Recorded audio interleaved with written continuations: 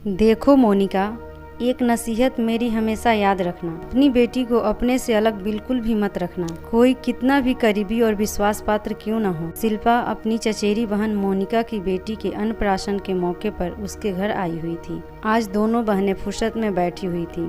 तभी शिल्पा मोनिका को नसीहत देने लगी थी। दीदी, लेकिन ऐसा क्यों? परिवार में जो अपने होते हैं वो तो अपने सभी विश्वास पात्र ही होते हैं, तो उनसे भला कैसा डरना। मोनिका को शिल्पा की बात सुनकर बड़ी हैरत हुई। अब तुम्हें कैसे समझाऊं मेरी भोली बहना।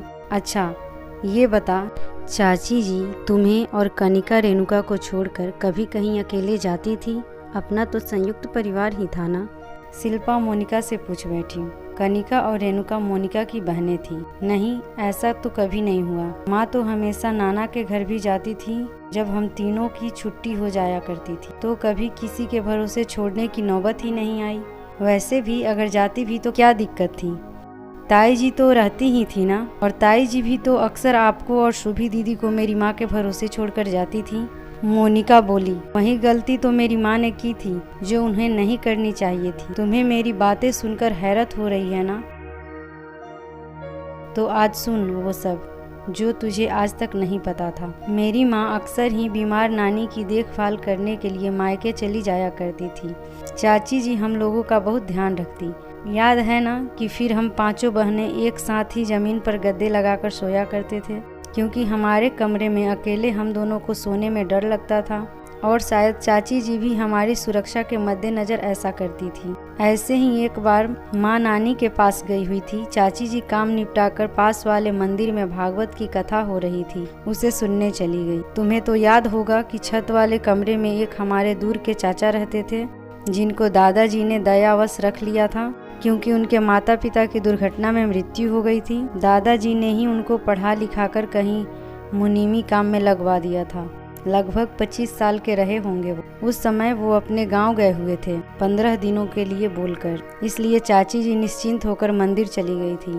घर में सुभी दीदी अकेली थी। मैं और तुम तीनों बहनें स्कूल गए हुए थे। अचानक वो चाचा जाने कैसे लौट आए, सीधे ऊपर वाले कमरे में चले गए।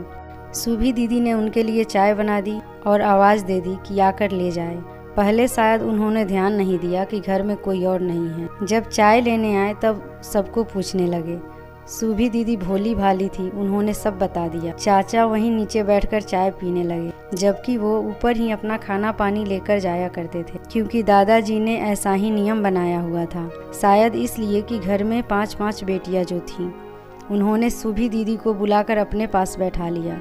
उनसे पढ़ाई आदि के बारे में पूछने लगे। पूछते पूछते दीदी की पीठ सहलाने लगे, बीच बीच में गाल भी सहला देते।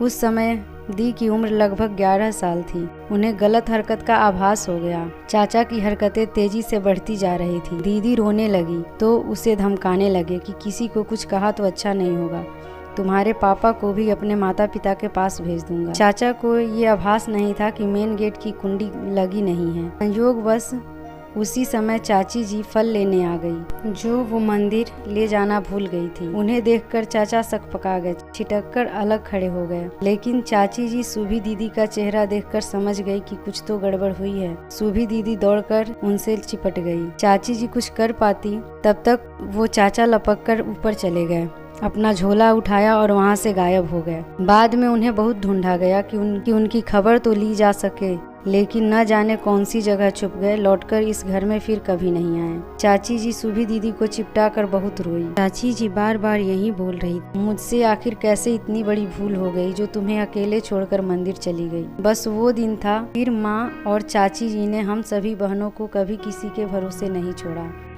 सोचो, यदि चाची जी समय से नहीं आई होती तो रिश्ते के चाचा आज क्या कर बैठते। अच्छा किया दीदी आपने यह सब बता दिया।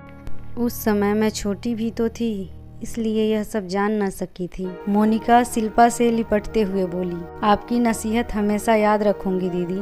बेटी के लिए तो अपनी परछाई पर भी विश्वास नहीं करूंगी। आज माँ या ताई जी होती तो वो भी यही नसीहत देती। मोनिका रूंधे गले से बोली। दोस्तों, यह सही बात है कि लड़कियों के शोषण के मामले घर के बाहर से ज़्यादा घर के अंदर ही होते हैं। इसलिए शुरू से ही बेटियों को गुड टच और बैड टच के बारे में सीख देना चाहिए। साथ ही वो अपनी सुरक्षा के लिए क्या क्या कर सकती है ये गुण भी उन्हें सिखा देने चाहिए। दोस्तों, कैसी लगी आपको यह स्टोरी? यदि ये स्टोरी पसंद आए तो लाइक करें, कमेंट करें और ज़्यादा से ज़्यादा लोगों में यह शेयर करें ताकि ज़्यादा से ज़्यादा लोगों को यह मैसेज मिल सके। धन्यवाद।